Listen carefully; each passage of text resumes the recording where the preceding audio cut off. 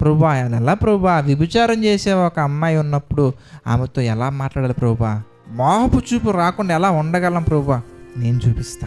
I will show the way, I am the వే.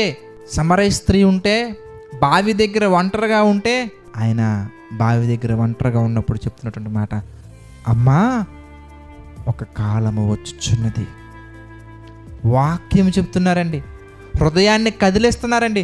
ఆయన చేసినటువంటి బోధ ఎంత మార్పు కలిగించిందయ్యా అంటే, ఒక ఊరినే మార్పు కలిగించేలా చేసిందండి.